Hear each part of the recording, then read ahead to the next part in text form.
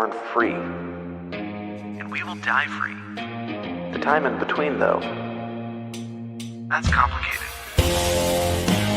In that time, governments, institutions, and our egos will limit our ability to find true freedom in this life. These are real stories of real people overcoming the odds, persevering in justice, and unlocking their potential. Welcome to Finding Freedom. Here's your host, John Odermatt.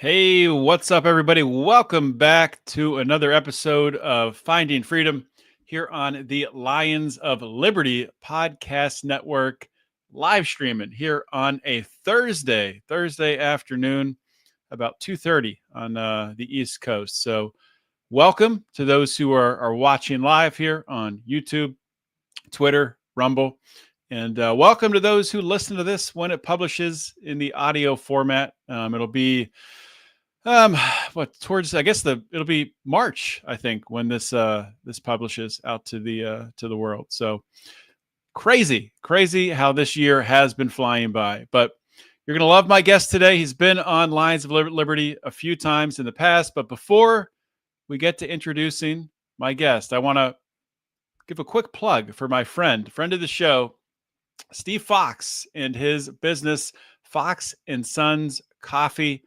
I have been absolutely loving his Den Blend Dark Roast coffee. It is delicious. I'm a coffee drinker. If you know anything about me, if you've listened to this show for a while, you know I dabbled in trying to start my own coffee business in the past. Not for me. It's a tough business, low margins, but Steve has made it work. He's got his own local roaster up there in Michigan. He has great pricing, great coffee, high quality coffee. So check it out. Go to Fox & Sons Coffee. That's Fox, the letter N, Sons. Sorry, I said it wrong. foxandsons.com to buy coffee there. And you can put in code John for 15% off a purchase of $40 or more. So check that out. Without any more delay, let's bring in my guest for today, and that is Jason Stapleton. Jason has been on Lions of Liberty. We were talking pre-show. I don't know, maybe 10, 12, 15 times. A lot. I don't think that's true. I think I might have been on 3 or 4 times. Yeah. No, I think it's more than that. I think it's more than, because you did a couple shows with Brian. There was one show with you, Brian, and Michael Bolden. Oh, that was brutal. That was the drinking show where we got annihilated. And I would have done another one. That was a lot of fun, but no, I don't know if the audience liked it or not, but God, we had a great time. Well, I'm sure they did. But you did a couple debates. I think you did a debate with Dave Smith. You've been on my show at least once in the past. You were on with Mark a few times. So they add up pretty quickly there. And we were talking pre-show. I think it was 2015, the first time you were on Lions of Liberty. So that was back when you were really narrowed in the political podcast lane, and things have changed. Things have changed a bit since then for you. So we'll get to that. But before we do, I do want to talk about your new business you have. You're the founder of the Leverage Coach, which is for successful coaches and consultants who want growth without sacrificing a great life. So we'll talk about that too. But I don't know, maybe start off by filling my audience in on what else you've been up to. What's new in the life of Jason Stapleton? I mean, my life is for the last 4 or 5 years, my life has been pretty standard. I work with business owners, and now I still have a few clients. I think we talked pre-show about, I feel I have a few clients that are not in the coaching or the consulting space, but I just found that that's where most of the people were coming from, and that's where I could provide the most value to folks. So I just kind of veered that way. In business, that's kind of the way it is. You have like this idea of what you want to create and where you think your strengths are and your value is going to be. And then as the business starts to develop, you notice that, hey, if I can get better results over here than over here, or if I can get better results, I can charge more money. And so I just slowly started shifting the business towards coaching and consulting. And it's been great. I mean, I told you before the show, I feel like I'm living the dream. I wake up every day with the sun, without an alarm.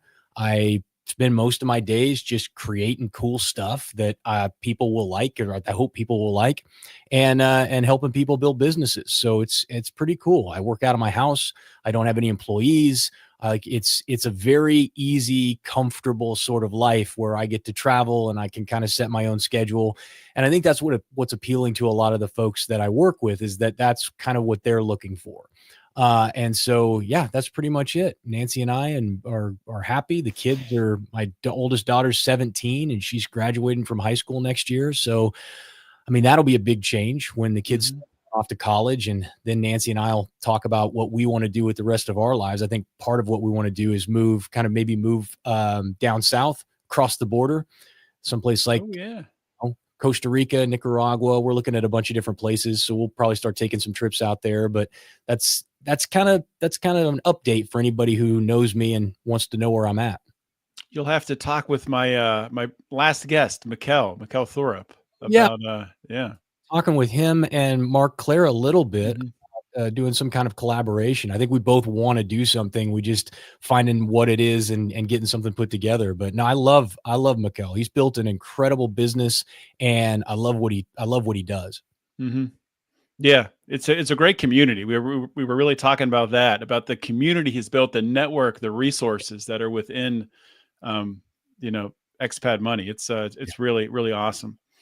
But something that when you were talking there that I thought of, so you're a guy who you've done a lot of different things in your life, right? From being a Marine to entrepreneurship to having that currency trading business, to the successful podcast, be it political or more entrepreneurial focused.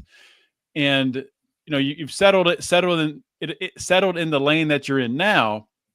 And what kind of jumps out to me is the second part of that, creating, this life that you want, but without sacrificing, without working, 20 hours a day or whatever.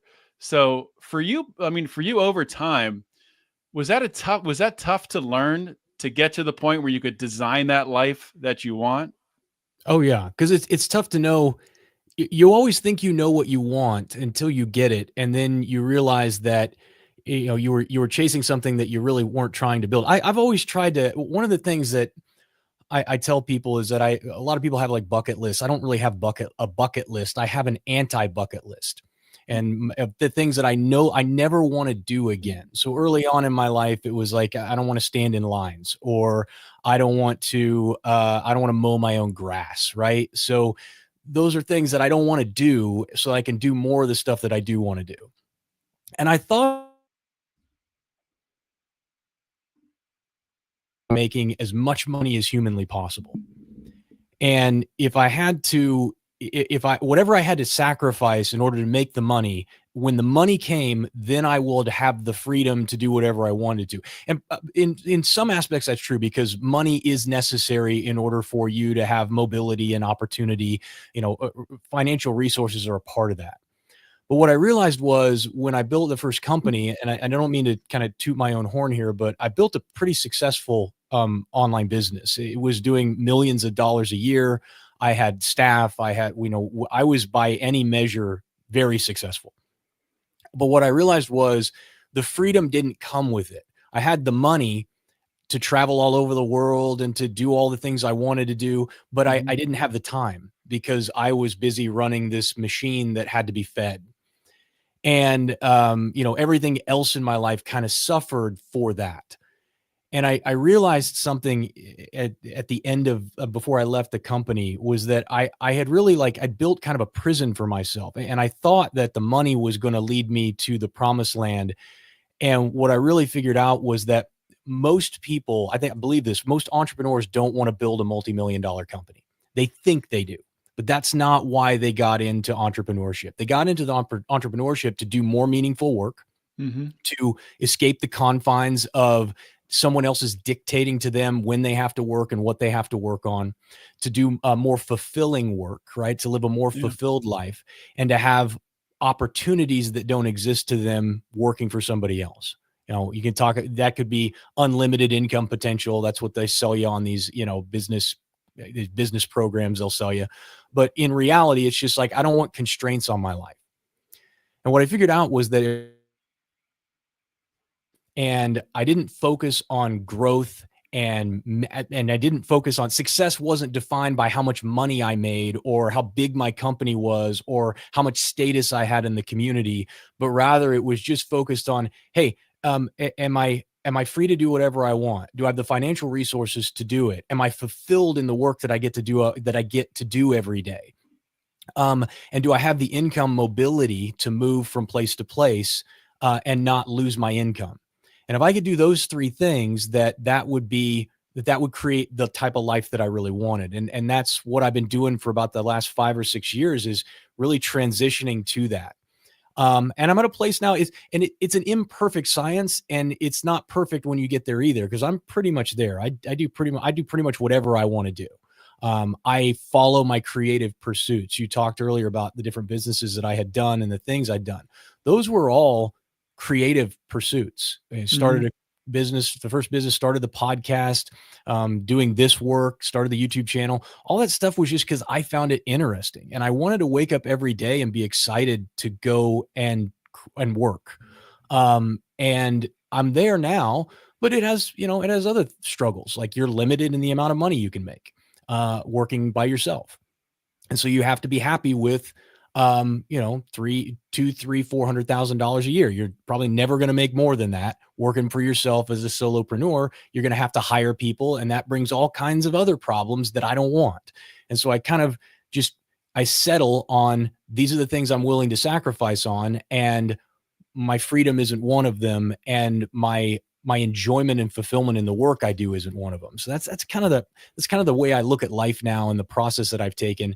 But it's been a journey, and it's not over. Like, I hate it when gurus, when influencers online talk about the arrival point, the happily ever after, that now things were so bad before and now things are perfect, right? Mm-hmm.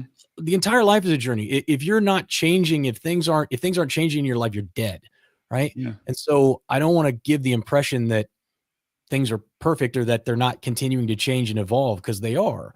But I'm the director of that, and I get to choose where I apply my time and energy and focus. And I'm lucky enough to be in a position where that gets spread across a lot of different areas: family, friends, travel, work, all the stuff that I love and that brings my life value.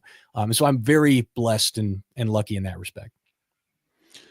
So something you talked about there is, or one thing that jumped out to me, is wanting to, that need to want to, or just talking, I'm stumbling on my words here, but I know what I want to say. How entrepreneurs, think that when they start a venture, it's a creative venture. It's something they're passionate about. They're pouring themselves into it, and they can get lost in that side of it and forget, really, as you mentioned before, the reason that a lot of entrepreneurs get into this side and go away from a 9-to-5 job, go away from corporate America, is because they want the freedom. So what do you think at the beginning stages of building a business that entrepreneurs should be focused on when they are building that business initially? Is it looking at the type of business they're building? Is it looking at the industry that they want to work in? Is it different traits that maybe they need to learn, work they need to do on themselves? That's a really good question. I think it depends on how early in the process you're talking. If somebody's getting ready to start a business, I don't I'm not one who believes that you got to select the right industry. I mean, there's certain industries you don't want to go into, right? I wouldn't be headed into a computer programming industry. Mhm. I wouldn't be heading into, toner cartridge refilling industry. There's some stuff that I just think is dying and is probably going to continue to track down with artificial intelligence and things that are happening. But, um, overall, I think that you can make money doing anything. And I'm also not one who believes that you shouldn't be passionate about what you do. There are some business owners who they don't care. If they can make money running a dry cleaner, they don't care Mhm. whether they like dry cleaning or not. They can own 50 stores and that's what they want to do. I have to wake up every day and love what I do. I wouldn't be able to do it because I intend to work for the rest of my life. I think that we need work. It's one of the reasons why people retire and then they die in 5 years. I'm I agree. convinced that that's because they lose purpose for their life. There has to be some purpose for this. And it doesn't have to be monetary, right? So you don't have to be working to make money anymore if you have enough, but there will be some driving force of work in your life until the day you die. And so I've tried to organize my life in a way that ensures that I'm always doing meaningful and fulfilling work. And the work I'm doing now, that's what gives me purpose and what brings meaning to my life. And if that changes in 10 years, I'll change again. Like I said, I've been in multiple businesses. I don't care. I'm following purpose and fulfillment, right? Not happiness, by the way. Huge difference between happiness and fulfillment. Happiness ebbs and flows. We can be happy and sad and things happen in our lives. But I think even in our darkest moments, we can still be fulfilled with the work that we do and the life that we have. And so those are very different things. But the very first thing when someone starts a business or thinking about starting it, is they've got to know what problem they solve. And I believe in solving premium problems for people who have money. I find it very hard to sell to people who are broke. There are some caveats to that. There's some industries where you can do that. If you own a pawn shop, you're selling to broke people.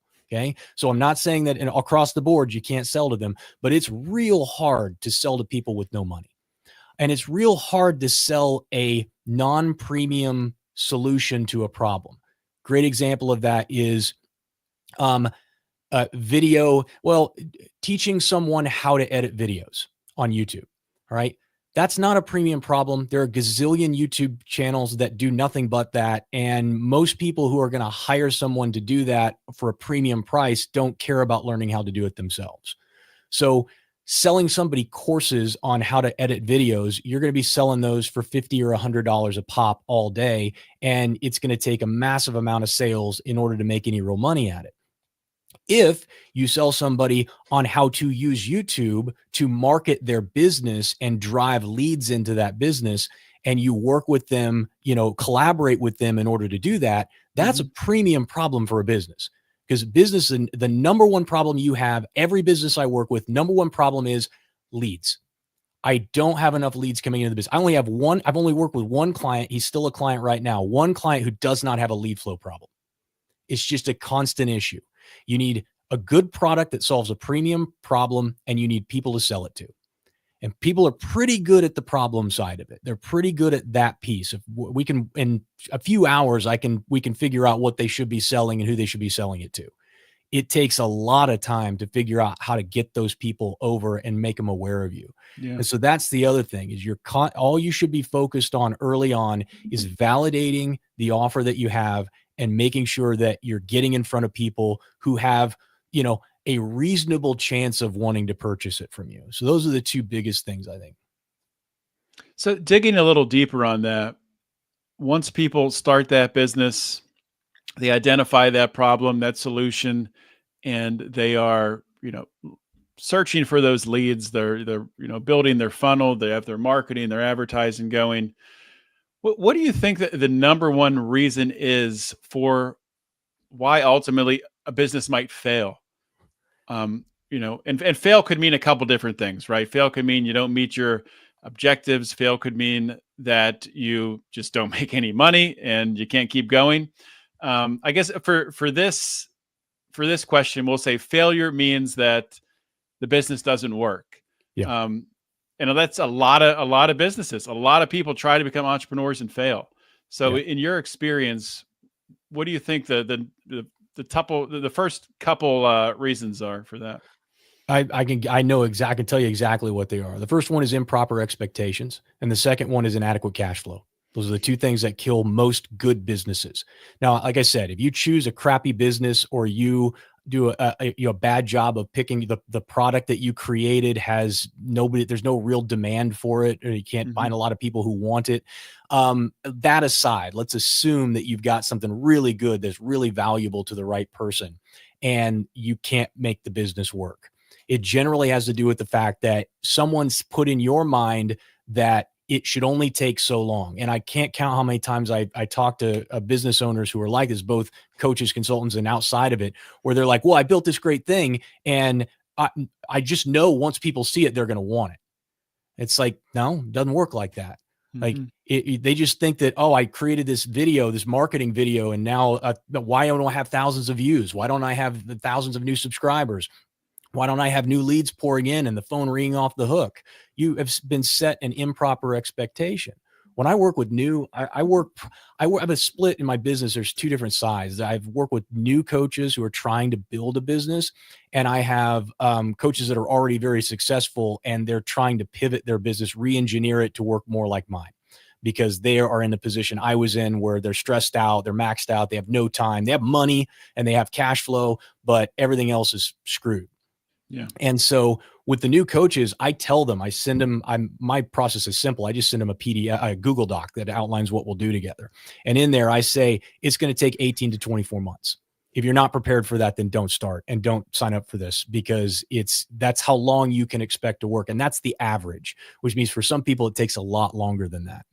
But that's how long it takes to develop a solid product, put your marketing together, give it enough time to start building momentum and for people to start to become aware of you, refining the way that you sell and position the product for sale. Those are things, you can't rush through that. And it's not going to be right the first time that you do it.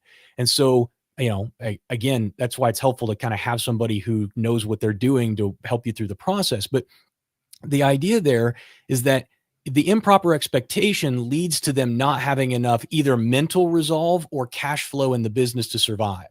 So if you're running a brick and mortar, let's go back to the dry cleaning shop, right? You put the dry cleaning shop in and you think it's going to be 3 months to be cash flow positive. So you have 3 months of savings and it ends up taking you 6 months. Well, at the 6 month mark, you'd probably be doing great and the business would be thriving and you'd have worked out all the kinks, but you only accounted for 3 months. Right. And so 3 months are over, the business is bankrupt and you're back to work in the job. And so the idea of properly setting the expectation in your mind and then making sure that you have the mental resolve and the cash flow to carry yourself through is really important. If you don't, those are the two biggest things that kill young businesses. Yeah, I mean, you're spot on. I mean, I 100% agree with that, because I'm going through that right now with launching my real estate investing business. And at the outset, I thought I would have my first deal in 3 months, which is ridiculous in hindsight. I'm just over 6 months in now, and I'm to the point that I have, a good number of leads where I feel like a point that's going to happen very soon here. But I think there are gurus out there and people out there who sell this idea that maybe it's easier than it is. That's definitely an element of it. But there's also just in our world today, in this society, we are so inundated with this just instant gratifications, things happening quickly. When people lose a job and need to get another job, you get so married to that paycheck, so married to that way of life. So it really is a mindset shift. And it's something you've been in for a long time with entrepreneurship, that I don't even know if you can remember. I'm sure you can, back to the days when you were, just waiting on that, job paycheck to come in once a month or once every 2 weeks. But it really is a shift in your mindset from paycheck to paycheck to hunting the next deal. I mean, it's not the right word to use, but no, I think it's exactly the right word. Yeah, you're hunting for hunting for a kill. Entrepreneurship, you eat only what you kill. Yeah, that's the easiest way to put it. And so I think you're absolutely right. I remember it well. I remember the paycheck. I remember working 60 hours a week at the county jail as a sheriff's deputy after I got out of the military, 60, 65 hours a week to make 60 grand a year. I remember that, and just being even in my 20s, just being exhausted from being on my feet all day and wanting to get away from that.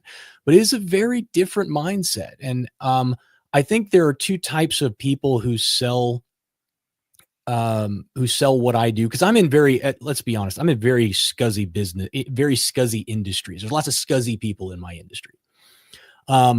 There are two types of people that sell to my market. And the first ones sell the dream, and they sell how easy it is to get to the dream.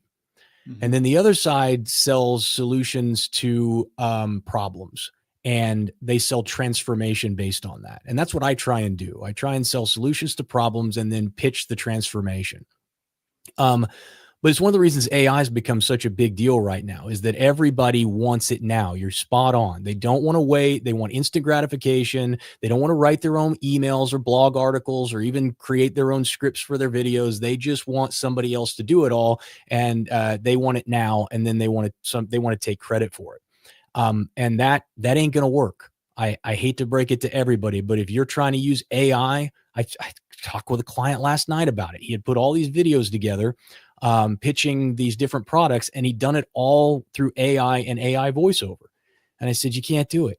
I said, number one, it's going to kill the type of client you want is not going to watch that. Number two, it kills your credibility. They're going to look at that and see somebody who hasn't put in any effort. And we can get more into that if you want to, but I think one of the big things moving forward is going to be human connection. We are starving right now for real human connection. And if you're not putting that into your business, then your business is going to suffer.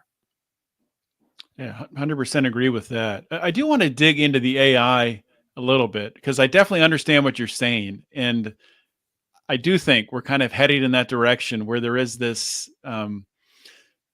this group of gurus or people selling that quick solution, create your AI business, and it'll do everything for you. What that's going to lead to is a bunch of stuff that looks exactly the same, that has no soul and no character. But with that being said, I mean, I think that there's definitely a role for sure for AI within businesses. And I think you'll probably agree with that. So what do you think it is, John? So for example, like with real estate, there is a role, and it's I think can be refined to get better over time, but in helping to find leads and helping to find motivated sellers of real estate, rather than doing the texting and all of the calling yourself.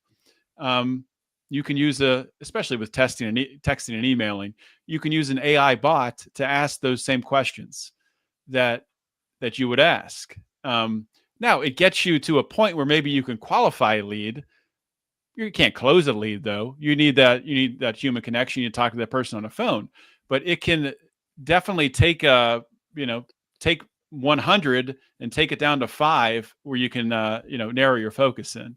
So that's just an example of something I see that's useful. Yeah. So you see it almost like a scraping tool to help you do a bunch of drudgery work that isn't necessarily client or prospect interacting, but is more of just like doing the drudgery that just takes time and is not your highest and best use. Exactly. Yes. Yeah. Where I mean, you could pay a VA to do that. You could pay people to do that work, but even a cheaper cost, you can use AI, and AI might even be better than it. It probably will be eventually, very soon. Yeah. Well, I see. I think I always say we're in the very early stages of AI, and that nobody really knows what it's going to be or what it's going to look like. It's kind of like the internet of the 1990s, right? When AOL and dial-up connections. My dad was way into that when I was a kid, and we were one of the first kids on our block to get the internet. And I laugh now when people say, "Oh, if you're not using AI, you're falling behind," because it's like that's like saying if you're not on the internet in 1990, you're falling behind. It would take a decade before it really started to take hold and everybody was using it. So, and especially to make money with. But I think that what you will probably get to with AI is something that people recognize as being artificial intelligence, but that we accept. Exactly. Yep. But it's still going to cause problems. So the two examples I would give is, do you remember, you're old enough to remember when you used to call and get the automated phone system, and you would talk and you'd say, help. And they would say, did you say gulp? Right. And it just really was trashy and clunky, and you hated it, but they were using it to save money. Or you'd call and you'd get somebody who barely spoke English, and that was frustrating too. Well, now we've gotten to the point where you could use common language when you get one of those automatic, voice things on the phone, and you can get through to whoever you need to get through. So it's gotten good enough that it's not painful to use. And so we accept it. If you go to the checkout line, now they have the automated checkout things. I was just at the convenience store the other day, and they actually have one where you just set the stuff that you want to buy on this platform, and it instantly recognizes what it is and tells you how much you owe. But see, I've seen that at stadiums where you can like take your beer or whatever, set it down, and your total is $20. Yep, exactly. And so some of that stuff is really convenient. It's great. I don't want to go back. I don't necessarily want to have to interact with the person behind the counter, especially when I'm just trying to do something quick. But understand that every single move that we make towards that takes us away from human connection. It reduces the trust. I say we're living in a trust recession right now, because it moves us away from creating trust with the people that we do business with. And people all companies become more like big corporate entities.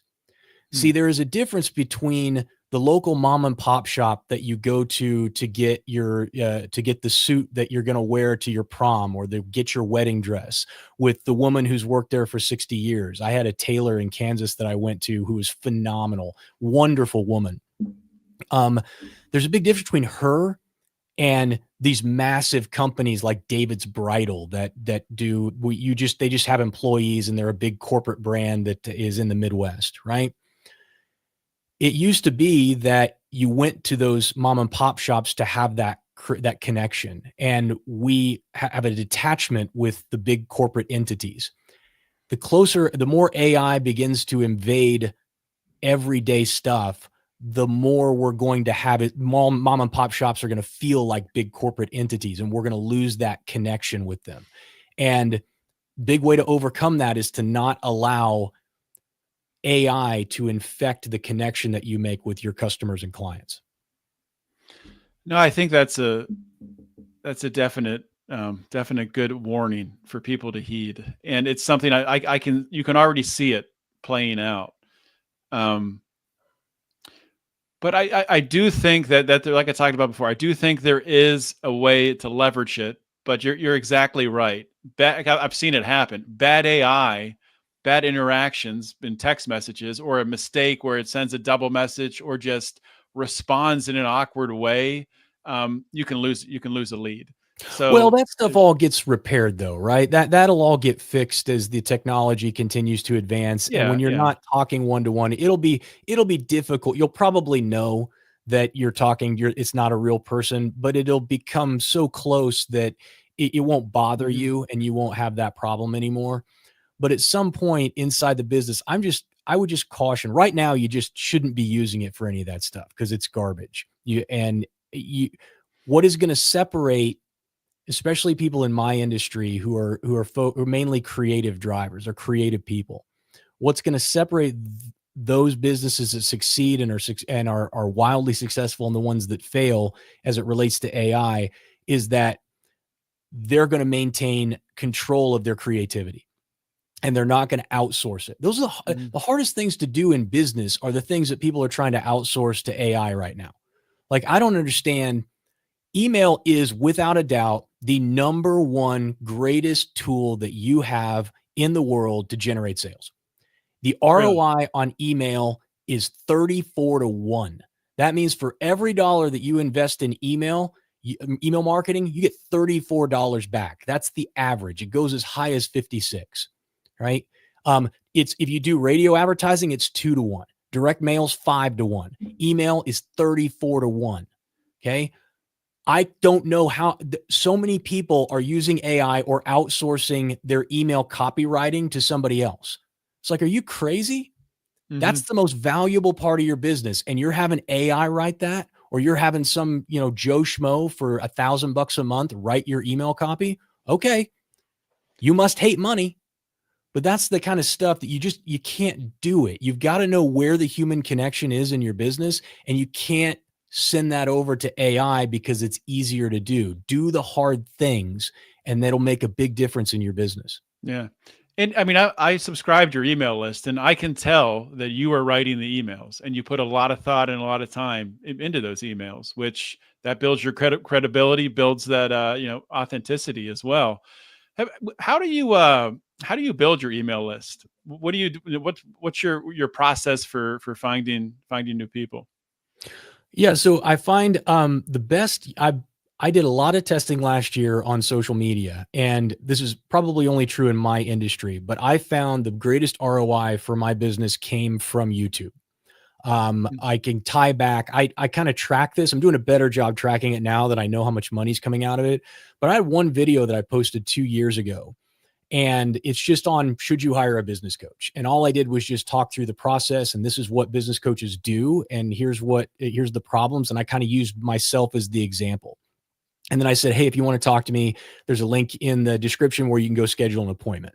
And that went to a scheduling form that I knew came from that video because it was the only place I posted it. Last year, that accounted for about $70,000 in business, that one video. And it was a year old when I started tracking it, right? So that's a lot of money for one video. Now, a lot of them bomb, but in terms of ROI, it's a big one for me. And so I'm big on video. I did not see that happen in X or on Instagram, but I have lots of clients who use those successfully. I think especially if you're doing something like if you own a restaurant or a food truck, those types of businesses, man, Instagram is great for that. Little shorts and reels. But in my business, much longer form videos that explain things, that talk through process, those do better for me. I also use a service called Sparkloop, which is connected to a CRM called kit.com. And Sparkloop is a newsletter referral program where you can pay to have people refer your newsletter inside of their newsletters. Yeah. And that's been wildly successful. I can acquire leads for about I'm right now about $4 a lead. If I ran Facebook or Instagram ads, it would cost me about $25 a lead because I ran some tests last year. Yeah. So it's phenomenal. I'm pulling in right now 1,000, 2,000 leads a month just from that. Now a big chunk of them end up unsubscribing, or they end up I have some stuff involved where I check, they have to open so many emails or I'm not going to pay for them. And so some of them are not very good leads, but I don't pay for those leads. So the ones that are really good leads, I pay about $4 for. Which is great. So that's another place I get leads. Podcasts are great for turning people who already know you into clients. And so the problem with podcasts is it's not like YouTube. So YouTube has an incredible platform where they are incentivized to get you views. Okay. And there is a feature inside of YouTube where you can go looking for what you want, and YouTube will do its best to try and feed you the very best video for what it is you're searching for. Mm-hmm. So again, this is another great reason to be on YouTube, because not only will they show your stuff to people for free, but they will pay you for it. Okay. But the problem with podcasts is that search function doesn't exist. I can't go in and say, hey, show me the best podcasts on how to go through a bankruptcy. And there's no organizational process in there. I wish they did. What podcasts are good for is once you have developed an audience or a list, then giving them the podcast as bonus material that continues to build your value. I know I'm talking a lot here, but there's a bunch of stuff that may be valuable to the audience. Very much so. Yeah. So Google did a 2-year study that came out last year on how people buy online. Mm-hmm. And they came up with what they call the 7-11-4 rule. Is that in order for someone to buy a product from you online, they have to consume 7 hours of your content in one form or fashion. Wow. 11 different times, 11 different instances across 4 different distribution channels. He said that's the average. So they watched a YouTube video, they read a blog, they listened to a podcast, they went to your website. All of those are different touch points, but you got to get to 7 hours of them sitting with you before they spend money. Now, did that narrow it down to, you said buy something off of you? Is that buying like your product, or would Yes. that even include like affiliate links and things like that? They didn't look at that. This was actually retail, which is even more surprising. That if you're talking about buying shirts or jewelry or something online, you're thinking to yourself, well, holy smokes, in order to get somebody a $20 t-shirt, they've got to watch 7 hours of my stuff or be involved with me for 7 hours. That's insane. That's another reason I like YouTube, because people will watch 20 minutes worth of video and then they'll watch 3 more of your videos. And all of a sudden you've gotten to 3 or 4 hours worth of that content that they've got to reach. But that's the hurdle. And again, we talk about expectations. It's people like, oh, once they see my offer, they're going to buy. It's like, no, dude, if that 7-11-4 rule is in effect, if you're not doing the things that help them get there, you're not going to make the sale. Yeah. And you're going to wonder why it's not working. You're going to be frustrated and angry. And you're going to wonder, what am I doing wrong? And the answer is, you're not doing anything wrong. You just haven't done enough of it. And you haven't given yourself enough time to build the business. This is what we do is hard, John. If it was easy and everybody could make a truckload of money and set their own schedule and live life on their own terms and never had to answer to anybody, everybody would do that. Yep. Getting there is very difficult. And, people just don't have the resolve to go through it. And a big part of that is because there's so many people giving them improper expectations. Yeah. I do want to zero in on podcasts for a minute with you, because you have vast experience in podcasting, several different genres, or not several, but I guess entrepreneurship and politics. That's basically it, right? Yeah. But I don't know. I feel like the market right now with podcasts, I don't know if you still listen to podcasts very often or what you do personally, but I feel like it's so saturated, and there's so much noise. And I feel like a lot of people who are doing podcasts, they're doing the podcast because it's become so easy to do. And it can be something where people feel like, oh, I made a podcast, so I'm working towards my goal. When in reality, maybe you aren't. Maybe you just did the podcast because it's become so easy to produce a podcast and simple and push it out to the world to listen to, that you don't even have to get uncomfortable. You don't even have to confront your fears. You can just make a podcast. So what are your thoughts around podcasting and them being useful as a way to, as a business owner to sell your product or service? I agree 100%. You're spot on. The market for podcasts has been completely saturated. I mean, everybody has a podcast these days. The first time that I came on Lines of Liberty, like you said, it was 2015. My podcast at the time was very small. There were people who did what I did. You had Dave Smith out there, and you guys were doing it, and several others that had really good shows. But there weren't thousands and thousands and thousands of libertarian podcasts.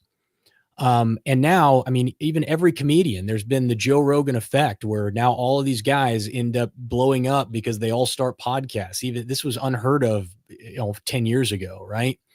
And so it's just a different market. It is what we would classify as a mature market. And I think with anything else, but especially when you're in a mature market, you have to show up and be better. When there's not that many people and they don't have that many choices to who to listen to or what to consume, I mean, your stuff can be mediocre and everybody's just like, well, he's not the best, but okay. When you're in a mature market that's saturated, you got to be better. You got to put extra time and effort into it that other people aren't putting into it. You've got to study yourself and what you do and study what other people are doing and say, hey, I really like that. How can I make that my own? Or, hey, I'm listening to what he's doing and he sucks. I know I can be better than that. And then you go out and you actually do it. I think that, again, the biggest problem for podcasters who are trying to grow the podcast is that they don't have any other audience. And without a mechanism for people to search and organically find you, the only way they're going to find you is if you manage to, I don't have a podcast anymore, but hopefully some of the people will listen to this show and they'll come and subscribe to my YouTube channel, or they'll join my newsletter, and I can get some folks that way. But there would be no way for your audience to find out about the podcast that I had unless you told them about it. And so that's the other big problem, and why I don't see it as a primary. I don't know that it's ever been a primary lead driver for businesses until you get really big. But it certainly is not in the early days something that you want to focus on as a way to bring people into your business. If they're already in your circle of influence, then it can be great at reinforcing the value that you have, and for them hearing about your offers over and over again, and eventually making the decision to come and do business with you. But it's not, I would not focus on that as a lead driver. Yeah, 100% agree with that. Well, Jason, we've been going for about 45 minutes, and I like to ask my guests when I get towards the end of an interview, if there's anything that I haven't asked you about, or anything that you want to double down on for my audience, go ahead and do that. Oh, I don't know. You did a pretty good job. I talked a lot, so I apologize for that. That's why you're a great person to interview. You just do all the talking. Here's what I would say. I would just encourage your audience, because hopefully a lot of them are either in business or starting businesses or really considering it. I would just encourage you to do it. But if you're going to do it, as you go into the business and you start putting things together, know what you really want. Okay. Because it's probably not to make millions of dollars, right? It's whatever that money is going to do for you. Mm-hmm. And I'll tell you, a lot of people who feel ostracized and like they don't have any status, nobody really knows them or respects them. A lot of people chase the status and the respect too. And I can promise you, as soon as you get to a point where you have it, you won't care about it. And most of the time, people who care about those sort of things have a hard time doing what's necessary to get to that stage. Yeah. So I have never once cared about, well, maybe early on I did. Sometimes I care and it hurts my feelings, but most of the time I don't give a rip what anybody thinks about me. When I decided to cancel the show and I shifted it over, I got emails from people telling me I was going to be a failure and that everything was going to, this was the worst decision I'd ever made. People who'd never done anything in their entire lives call and tell me. I think there's people still mad about it. Honestly. Oh, I'm sure there are. I still get very nice emails from people saying, "Hey man, I really would love to get your take on what's going on right now." And I'm sorry, man, I don't do that anymore. But you can't care. And you got to be willing to take risks and put yourself out there in a way that is going to get criticized. Because I promise you that it's not the money and it is not the status or the fame that you're going to want when that arrives. What you're going to want is freedom. What you're going to want is fulfillment and peace. And peace is something that is really hard to achieve, right? To go to bed at night and to close your eyes and to not be worried about what's going to happen, and to not be stressed out about whether you're going to make payroll and the people are going to, your employees are going to get their checks, and not worrying about whether or not you'll be able to pay your mortgage. Peace is a very underrated value. Absolutely. And so I would say, I think what you're going to want at the end of the day is to do meaningful work, to live a fulfilled life, and to have a life of peace. And so if you will approach the business from that perspective and make every decision inside the business as to whether or not that adds to your fulfillment, the meaning that you have in your life, and whether it adds to your peace of mind, I think you'll build a lot better business. And it may not be a big a business, but man, it'll be a great life. And that's what we're all after at the end of the day. 100%. Well, one more question, because you reminded me of it, and you said people reach out to you and say, "Jason, I want your take on this or that. What's happening?" So what's your take on what's happening? What's your take on Donald Trump a couple weeks to a month into his second administration here? We have Elon Musk running the show, looking in with Doge, looking into USAID, and rumor is he's going to look into Pentagon spending. I don't know if I believe that, but what do you think? Well, you know me, I'm a very pro-peace guy. I'm a taxation is theft guy. No, none of that has changed in my view. And so I absolutely love everything I've been seeing. And frankly, I'm really impressed at what they've been able to do. I sent my buddy Mike and I trade. He sends me all the political stuff, and then we chat back and forth about it. But my wife was on. We just did a recent update. The Google Maps did an update on the iPhones, and she was on the map, and they've changed the name from Gulf of Mexico to Gulf of America. Okay. And I sent it to my buddy Mike, and we both kind of had a chuckle about it. But here's the point. Like, I don't think people realize how big a deal that is. Like, he just said it and it happened. He didn't just say it and then everybody just kind of agreed with him in the media and the government. He got Google and Apple to change it on the maps by speaking it into existence. This guy has more power. Did you know that Tulsi Gabbard got approved? RFK got approved just today. Like, it doesn't. They're all making it sound like it's not going to happen, but that guy has total power right now, and he is wielding it in a way that I can appreciate. Now, I say total power. You know, anybody at any time could come in and say, "Hey, we're going to stop this," but he has an army, for lack of a better term, an army of people in America who support what he's doing. And who doesn't support it? I watched the thing with Elon Musk the other day where he's just talking about, well, here's what we're doing. We're just trying to not pay people that we're not supposed to pay. And we're trying to make sure that we have accountability so we know where the money's going. He's like, these aren't radical ideas. We're just trying to make sure we know where we're spending our money. And those are all things I'm a huge fan of. So I frankly, I'm just really impressed at how fast. I mean, keep in mind, how many weeks have they been in office? 3, 4? It's been crazy. Just the speed that they've moved, and just the news cycle. It's like drinking out of a fire hose. I mean, you can't even keep up with it. And you see Trump's approval rating is so high right now that the media and Democrats know that they can't attack him. So now they're attacking Elon, and it's just failing miserably, like miserably. There's nobody on this planet. My wife is much more progressive than me. And we were talking about it on when we headed out to dinner last night. And I just said, dude, nobody is against getting rid of waste and knowing where our money gets spent. Like, the very idea that you would try to put up a fight on this just makes you look like a criminal. And, you know, she was in complete agreement with me. Like, nobody of sound mind is against what's happening right now. Now, they could very well take it too far, which they probably will. There may be some things that they cut or some things that break because they're moving so quickly. But man, I think anytime you can reduce the amount of money the government spends and you can put more money back in the hands of people who can do it. Another thing with all the people that they're letting go, those are non-productive people.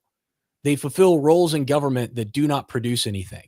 And so they are leeches. And I don't mean to say that if you work in government that you're a leech. But what I'm saying is we need more people in productive activity to boost consumption and production in America. That will raise the standard of living of people, and it will reduce the debt, which reduces interest rates. All kinds of good things happen.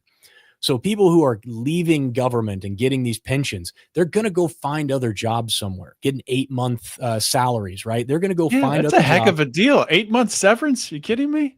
Well, what I told my wife was, if they offered it to me, I'd immediately take it. And then I just turn around in 8 months and reapply for another government job because they're going to be hiring. They're going to have to backfill, and I've already got a bunch of experience. But my point is, you're exactly right. It's a great deal, and those people are going to go find other jobs in the private sector doing productive work, things that produce goods and services. And that's what we need more of. And so when you shift the workforce out of government into the private sector, it's a bonus. Everybody wins. So, dude, I don't know how you feel about it, but this just, it's all good news. Every day I wake up. I love it. I mean, and the things that I don't like are things that I didn't expect to change. Like, you'll hear people griping online, well, he's still funding Israel. Every politician, anyone who was going to become president was going to do that. None of that was never going to change. So there's things like that, obviously, that I don't like. And I wanted to move a little faster with ending the Russia-Ukraine conflict, but that's complicated, takes time. But yeah, I mean, I've been very, very pleased. I voted for Trump, and I didn't vote for him the first 2 times. Yeah. So it was kind of a culmination of seeing everything come together and Elon coming in, and at the very end, They even kind of brought Ron Paul on board by teasing he was going to help to audit the Fed, and it looks like that might actually happen now, which is insane. But well, it's funny you talk about the Ukraine war, because you're going back to what we talked about earlier about instant gratification. I mean, they've only been in office a few weeks, and they just announced today that peace talks are started and the war is going to end. You know, he's moving at lightning speed. And if the fact that your little pet thing, the thing that pisses you off about government and government spending, whether it's Israel or war, or whether it's or whether it's welfare, whatever it is that is your sort of thing, if he hasn't gotten to that yet, just relax. He's doing a lot of really good things that over time are going to build up into something that is a huge benefit for the country. And, let's just hope that 4 years from now, they just don't unravel all of it, that we actually have something that can't be undone. And we can all live in a better world with less government and less taxes. Amen to that. Well, we've been going for almost an hour here, so I appreciate the time, Jason. I know you're a busy guy, so I'll let you get on your way. But before then, could you give some plugs, let people know where they can find all your stuff?